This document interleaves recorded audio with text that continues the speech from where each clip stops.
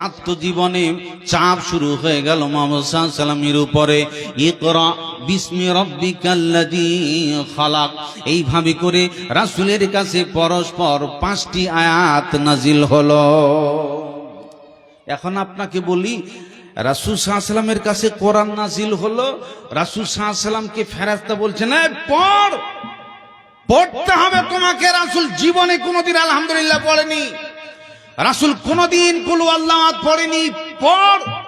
পড়বি না মানে জীবনে কোনদিন শিক্ষকের কাছে যায়নি, প্রাইভেট পড়েনি। সেই রাসূলকে পড়তে বলছেন, রাসূলের তখন বয়স কত? উত্তর দেন। এ কথা বলবেন না গো, কত বছর বয়স? রাসূল সাল্লাল্লাহু আলাইহি ওয়াসাল্লাম তখন তার বয়স 40 বছর। এখন রাসূল যদি সংকোচ করে বলতেন ধুর তেরি 40 বছর বয়স হয়ে গেল, এখন কি পড়া যায় নাকি? শরমের ব্যাপার আছে, মানুষ কি বলবে? রাসূল কি এরকম বলেছেন? জোরে কথা বলুন, বলেছেন।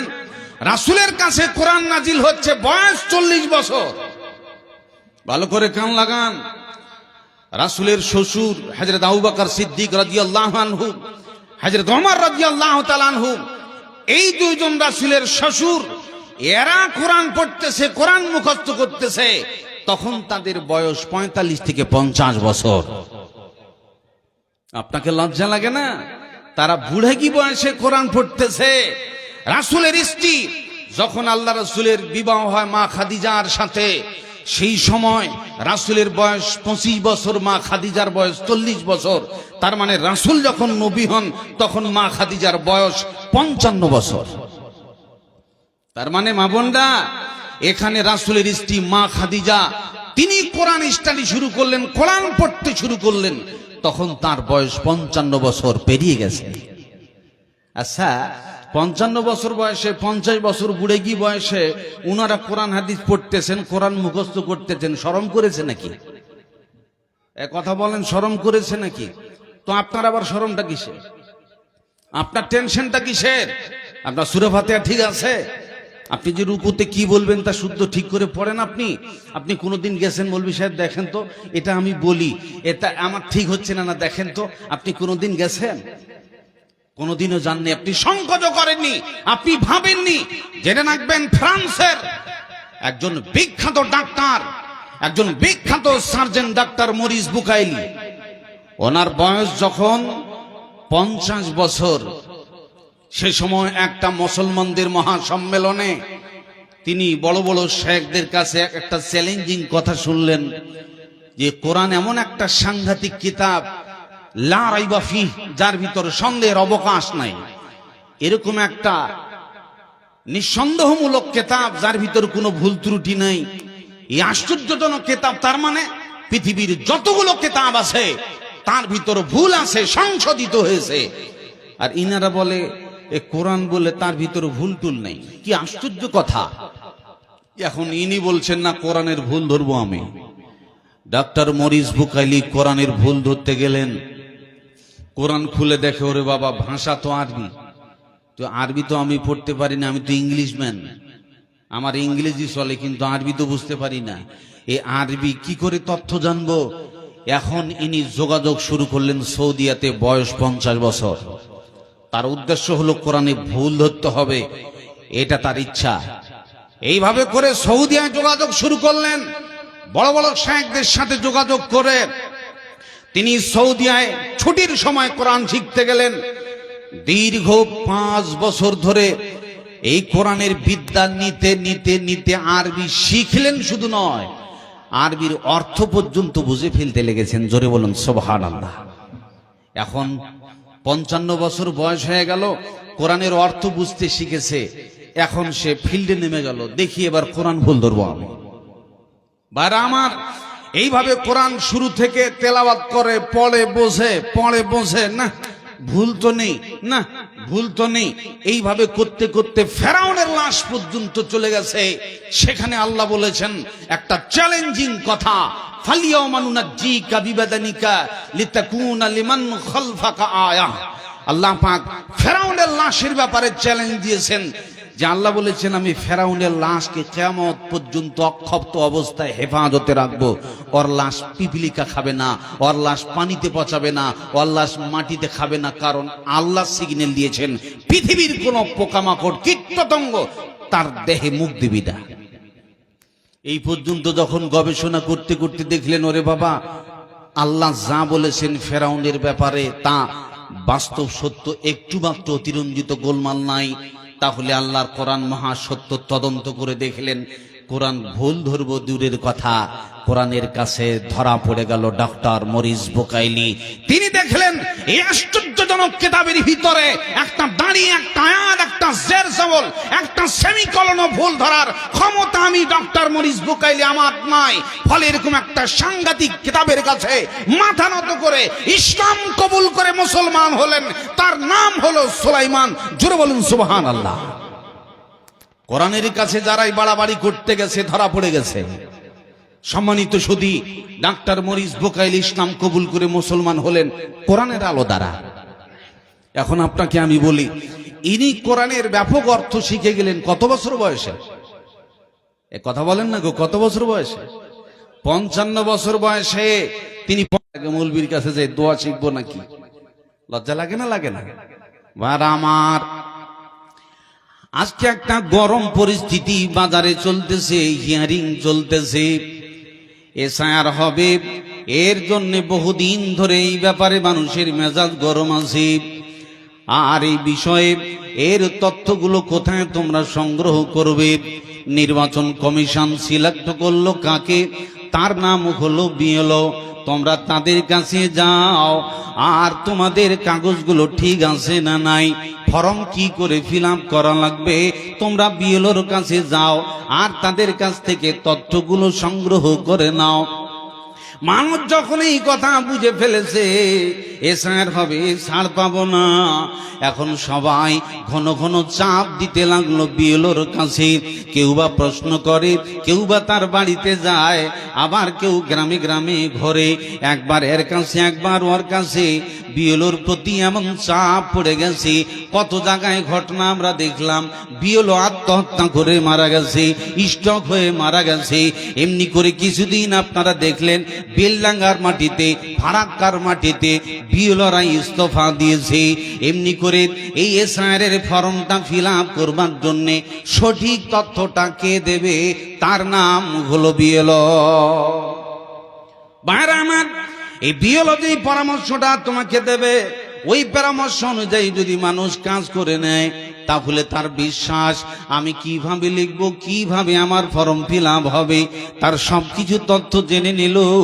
আর এবার সেই হিয়ারিং এ বসে গেল, হিয়ারিং এ গেল, ডকুমেন্টগুলো বিএলওর কথা অনুযায়ী জমা দিয়ে দিল, তার নামটা ভোটার লিস্টে এসে গেল। বন্ধুরা আমার, পৃথিবীর বুকে সাধারণ একটি এসআইআর এর জন্য যেমন আপনি বিএলওর প্রতি চাপ দিতেছেন, মানুষের ঘুম নাই, বাবার নাম আছে, বেটার নাম নাই, বিবির নাম আছে, ছেলের নাম নাই, স্বামীর নাম এসেছে, স্ত্রীর নাম নাই। একটি পরিবারে সবার টেনশন চলতেছে, হায় রে যদি আমার লিস্টে নাম না আসে, ডি ভোটারে পড়ে যায়, তাহলে ভারতীয় নাগরিক থেকে বঞ্চিত হয়ে যাব।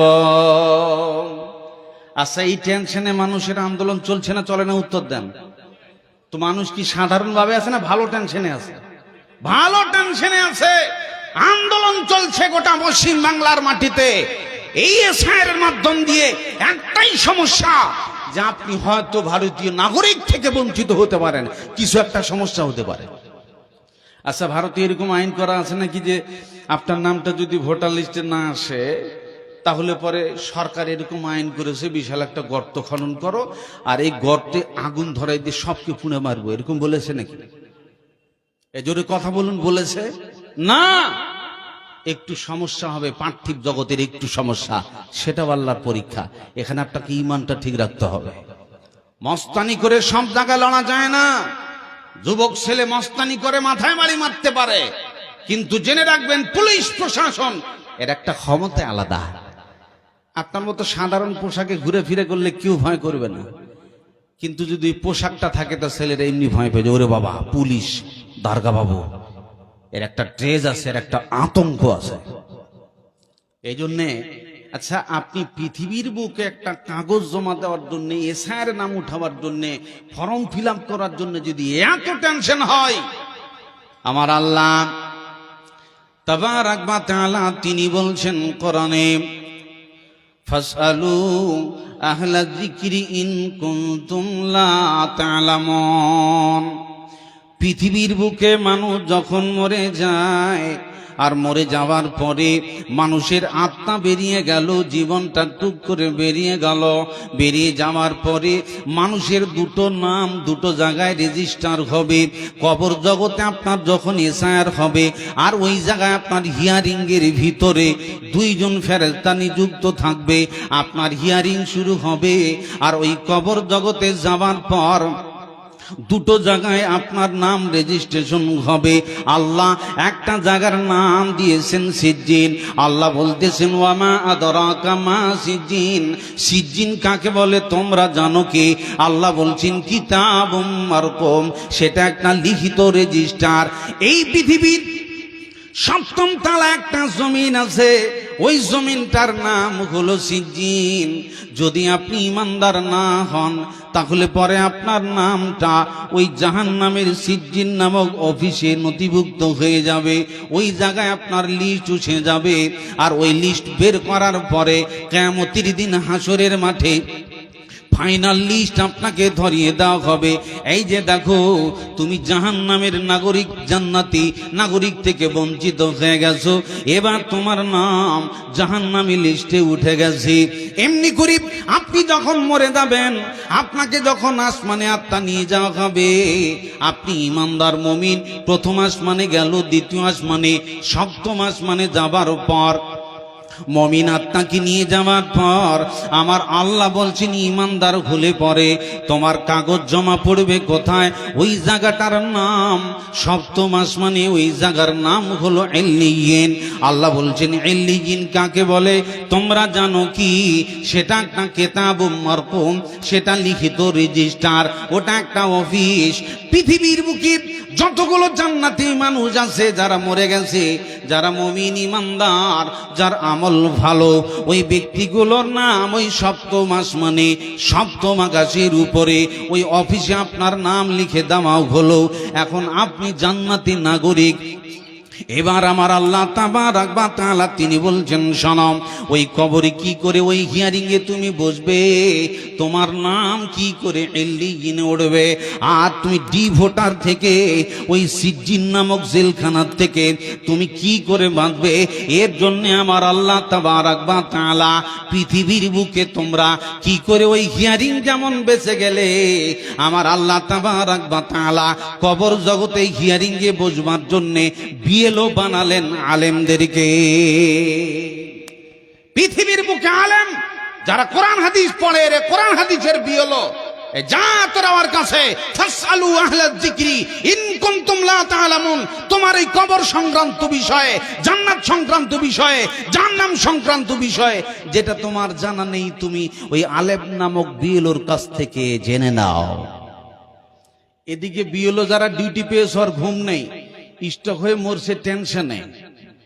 আর যারা কোরআন হাদিসের বিএলও, যারা জান্নাত জাহান্নামের বিএলও, যারা পরকালীন তথ্য জানে, নাক ডেকে ঘুম পাড়তেছে। একটা লোকও যায় বলল না, মাওলানা কবরে পাস করব কি করে, তথ্যটা বলে দিন। এ জোরে বলুন, কোন আলেম কি কেউ বিরক্ত করেছে যে মাওলানা দেখেন তো, আমি দোয়াটা বলি, রুকু এটা বলি, আমি জানাজায় এটা বলি, খাওয়ার শেষে এটা বলি, এইভাবে শুতি, এইভাবে তারাবি পড়ি, এইভাবে বেতের পড়ি, আমার এগুলো বিষয় আছে, এটা হালাল না হারাম, এটা আমাকে বুঝিয়ে দিন। কোনদিন আলেম নামক বিএলওর কাছ থেকে মানুষ কি জানতে গেছে? জোরে বলুন, জানতে গেছে? জানতে যায় না। তার কারণ পৃথিবীর বুকে যেটা মানুষ ঘটে, নগদ চাপাও, হাত পেতে নাও, বাকির খাতা শূন্য থাক, দূরের বাদ্য কিলাম শুনে মাঝখানে যে বেদায় পাক। এই বেলা ভাই মদ খেয়ে নাও, কাল নিশীতের ভরসা কই, চাঁদিনী জাগিবে যুগ যুগ ধরি, আমরা তো আর রব না সই। সুতরাং দুফুর্তি নো চিন্তা, মৌলবীরা ওয়াজ করে, এই বিএলওদের কথা কি শুনবি রে?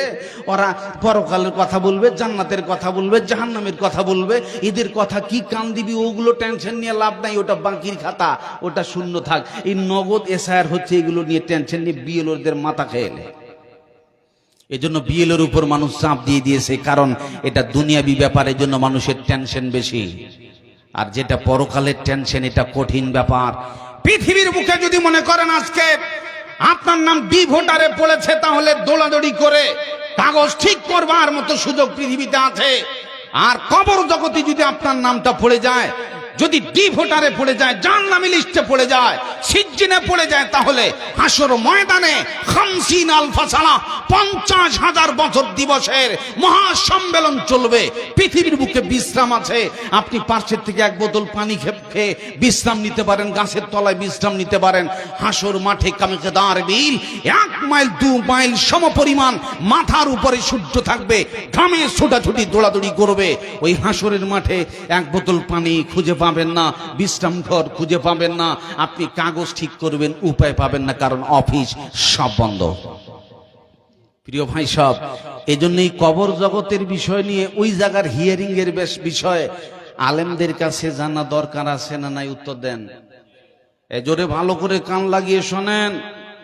এই কারণেই বর্তমান পৃথিবীতে মানুষের টেনশন পার্থিব জগৎ নিয়ে বেশি বেড়ে গেছে, আর মাথাটা বেশি পৃথিবী খেয়ে ফেলেছে আপনাকে।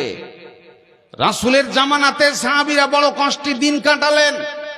রাসূলের বাড়িতে একদিন মেহমান এসেছে, সমস্ত স্ত্রীদের কাছে তদন্ত হলো, পানি ছাড়া কিছু নাই।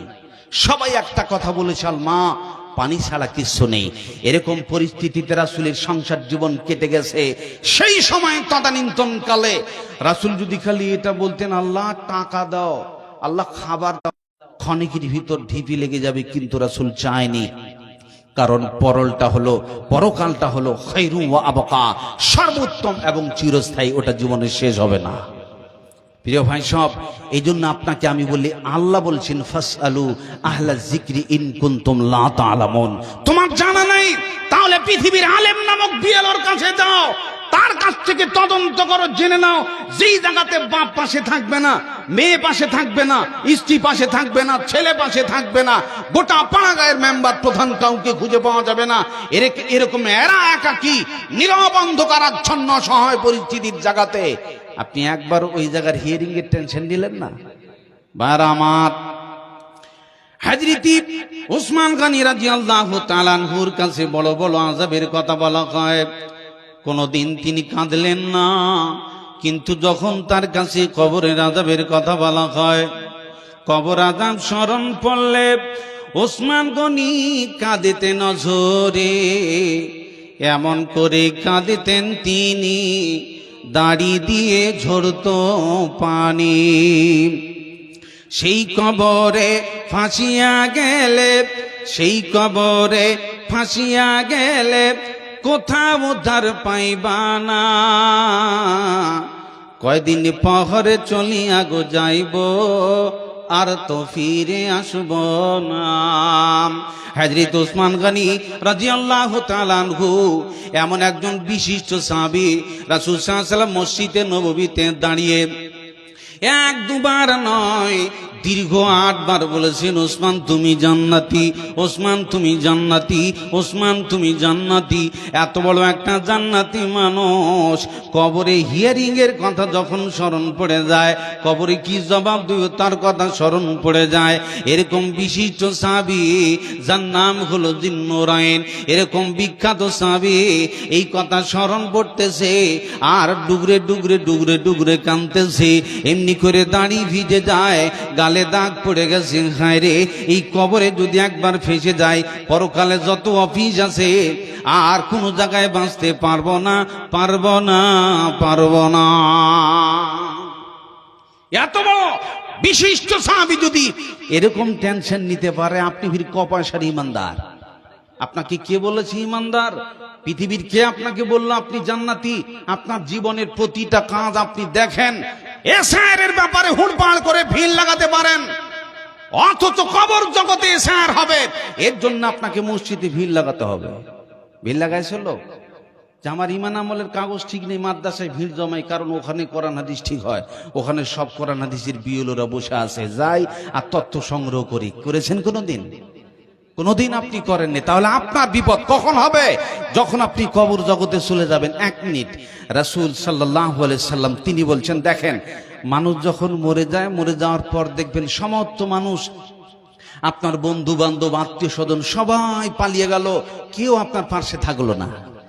রাসূল বলছেন, শোনাম, যখন মানুষ মরে যায় আর আপনার বন্ধু হোক, আব্বা হোক, আম্মা হোক, তাকে চকলেটের মতো পেঁচিয়ে নামাও হলো, আর তাকে ধরে নিয়ে গিয়ে কবরে রেখে দাবাও হলো, আমার রাসূল বলছেন, শুনে লাও, ইন্নাল আবদা ইযা উদিয়া ফি কবরিহি, যখন বান্দাদেরকে কবরে রেখে দেওয়া হয় তখন দেখবেন আপনি চলে আসলেন, জানাজা পড়া হয়ে গেল, বন্ধু বান্ধব কেউ পাশে থাকলো না।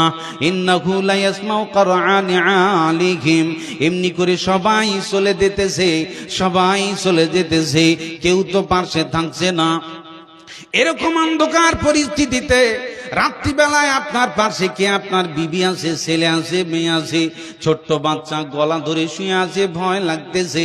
এরকম গভীর রাত্রিবেলাতে দেখবেন এরকম ধুধুকার জায়গাতে আপনার বাপকে কবরে রেখে দিয়ে আসা হলো, পাশে ছেলে 2 মিনিট দাঁড়ালো না, পালিয়ে এসেছে।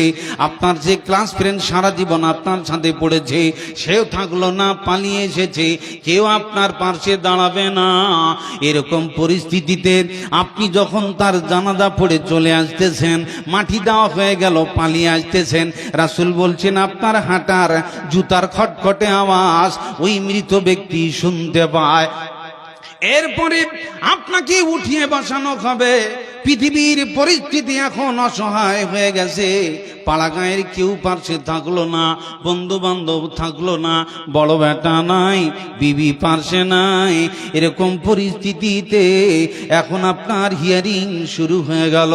আমার রাসূল বলছেন, আতাহু মালাকান, এমনি করে আপনাকে উঠিয়ে বসানো হবে, আর 2 জন ফেরেশতা আপনার ঈমানের হিয়ারিং শুরু করে দেবে।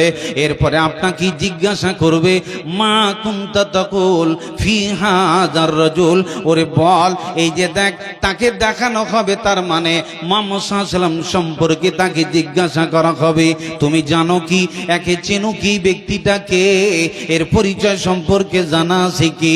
আমার রাসূল বলছেন, শুনে লাও, ঈমানদার ব্যক্তি হলে, মুমিন ব্যক্তি হলে উত্তর দিয়ে দেবে, ফামাল মুমিন ফায়াকুল আশহাদু আন্নাহু আব্দুল্লাহি ওয়া রাসূলুহু, মুমিন হলে এই হিয়ারিং এ পাস করে নেবে।